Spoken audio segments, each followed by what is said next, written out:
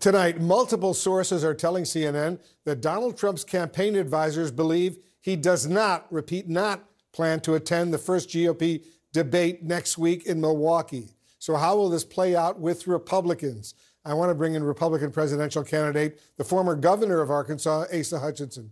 He's also the former federal attorney, the former U.S. attorney for the Western District of Arkansas. Governor, thank you so much for joining us. I want you to listen to one of your 2024 opponents, Florida Governor Ron DeSantis, on whether or not Trump should show up next week to debate. Listen to this. You have to earn this nomination. Nobody's entitled to it. You got to get up there and you got to answer questions. So he owes it to people to go up there and debate. He needs to tell people, first of all, they're going to ask about, a lot of his unfulfilled promises from when he ran in 2016. So what do you think? Does he owe it to the people? Well, Wolf, first of all, he does owe it to all the Republican voters to go participate in the debate. He's got to answer the tough questions.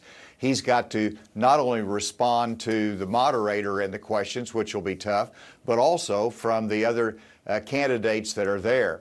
I don't know whether he's going to appear or not, but if he is there, I intend to hold him accountable. I intend to ask the tough questions as well, because he would be disastrous as a second-term president, conducting his revenge tour, and he would also cause us to lose up and down the ticket in the 2024 election. It's interesting that Governor DeSantis still hasn't pounced on Trump's legal troubles. He called the latest indictment, and I'm quoting him now, a criminalization of politics. Is this a winning strategy, do you believe, for DeSantis? Well, they're trying to do it both ways, going after Trump, but at the same time attacking the system. And the system needs to be reformed. But here you've got a state prosecutor with a grand jury making decisions. You've had 4 grand juries meeting and finding probable cause. If that's not a concern to the voters, if it's not a concern to the candidates, then we're really in trouble. What concerns me is that we have our institutions being attacked by Donald Trump. He's leading us to attack the justice system, to attack our democracy. He's undermining our judges and our prosecutors and threatening in some ways that they're somehow out of line because they're pursuing the law.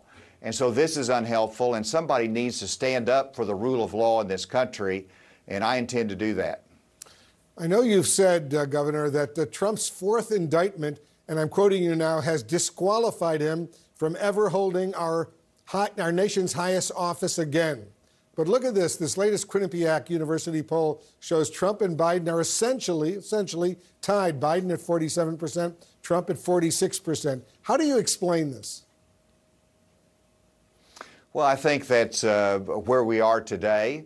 But as the facts soak in from the different indictments, then people are going to realize that there's going to be impossible for him to win in a November 2024 election.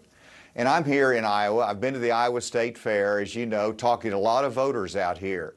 And I just really sense that the voters are concerned about all the drama around Donald Trump. We don't need 4 more years of it. They're starting to be concerned about the country under his leadership. And as that goes on, with the facts developed, then you're going to see those numbers decline. And it could be this fall, it could be this winter, but those numbers will decline, and they'll start here in Iowa.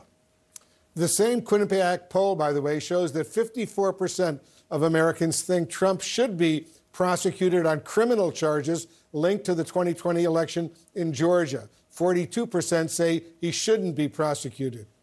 He's been indicted, as you know, on 91 crimes in 4 criminal cases, yet he's still the GOP frontrunner. Explain that.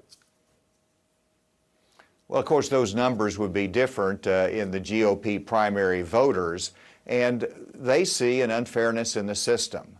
And it's easy whenever Donald Trump portrays himself as the victim. That wins people over. They don't trust the system, and it really is not the right thing to do about our system of justice. Now, I could look at it as a former federal prosecutor, and I say the Georgia case should have been withheld. It should have been deferred and handled under Jack Smith's purview, because the federal case overlaps that. I can see how that would be the right thing to do, and I'm surprised that she pursued that. But the fact is that he's morally responsible for what happened on January 6th. You've got multiple cases now that's going to determine whether he's criminally responsible. And I'm looking at it, though, as a candidate, and ultimately the voters are going to decide this, but they're going to have a lot of facts that will be confronting them between now and voting time that I believe they will hold Donald Trump accountable. Governor Asa Hutchinson, thanks so much for joining us. We'll see you out there on the campaign trail.